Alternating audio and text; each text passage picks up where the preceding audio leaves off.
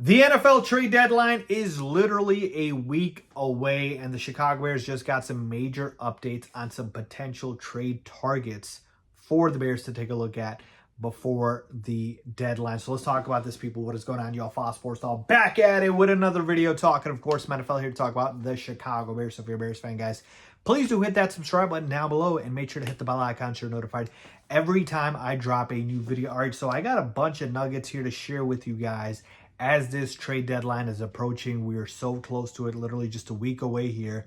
And look, there's obviously the question of if the Bears will make a move at the trade deadline, and there are certainly positions that we do need help. I would say this, man, if we had won that Ravens game and we were sitting at 5-2, oh man, I would be like, hey, I think there's a good chance the Bears could be buyers here. 5-2 division could be up for, the taking.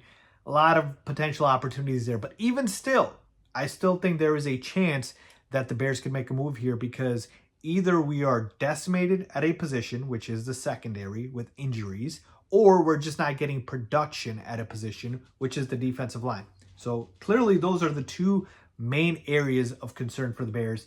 And so here's some of the nuggets that I've seen. So Adam Schefter on his podcast literally said, I think it was another podcast, he literally came out and said that he expects that the Miami Dolphins will trade at least one of Bradley Chubb or Jalen Phillips by the trade deadline. Okay? So those are two trade targets right there for the Chicago Bears to be able to shore up the pass rush here with Chubb and Jalen Phillips. And the question for the Chicago Bears is really going to be, what is it going to cost to get these guys? Because the one thing that I feel pretty confident about is that the Bears are not going to be giving up, significant or big draft assets, draft capital to acquire anybody here. So the only way we're trading for someone, I believe, is if, we're getting a bargain for the guy. And so to me, the Dolphins, obviously their season is pretty much a wrap. And so they could be looking to move off these guys, certainly, but I don't know if they are going to give them away for cheap, right? So is it like, can you get Bradley Chubb for 4th round pick? Jalen Phillips is going to cost more. I'm not trying to pay like a 2nd round pick price, but that's could be potentially what it could take. So there's just a lot there to think about. But the fact that they can be had, and this is confirmed by Adam Schefter, like I mentioned, is certainly interesting. You want to take a phone call and just see, if you're Ryan Poles, hey, what can we do to go out and, potentially get one of these guys? Because you have literally burned money with the Grady Jarrett and Dio Degbo signings, because either they haven't been available or they just haven't been good at all. So to me, that is definitely something you want to take a look at if you're the Bears, Bradley Chubb or Jalen Phillips. Just see what the price is for those guys. It doesn't hurt.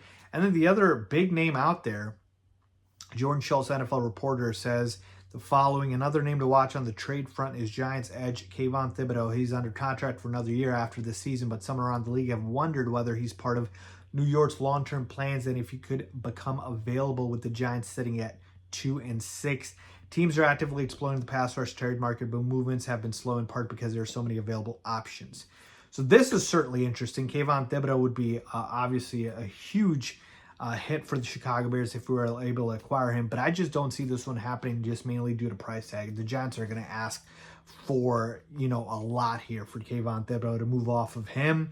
And there have been reports disputing this report, by the way, saying that the Giants are not looking to trade him. I think I saw Mike Garafolo tweet that out. So I honestly don't know if they're going to go ahead and move off of Kayvon Thibodeau. I think the Giants are probably going to hang on to him, but hey, it would be nice to go ahead and, again, see what it would take. Just, phone call and see what's out there potentially. So those are kind of like the bigger name pass rushers out there that could be potentially available. Obviously, I didn't talk about Trey Hendrickson or Max Crosby because, I've talked about those guys in previous videos, but I do think there's a world in which one or both of those guys are traded. The Raiders season's over. The Bengals season pretty much is over. And it's like those guys, either they're wasting their prime there or they just don't have a future there. Trey Hendrickson's on a 1-year deal, and Max Crosby literally, they're wasting his prime. He could be on a team where he could be, helping a contender.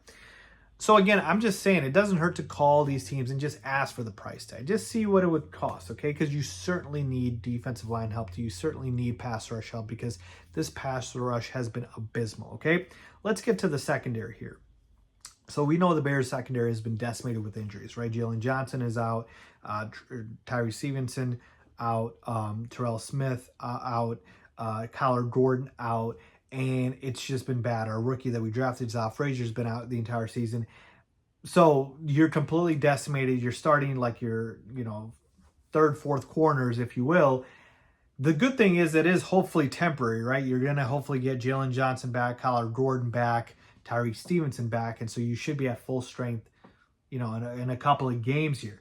But until then, can you really afford to roll out this type of secondary and lose winnable games like you just lost with the Ravens starting a backup quarterback in Tyler Snoop Huntley?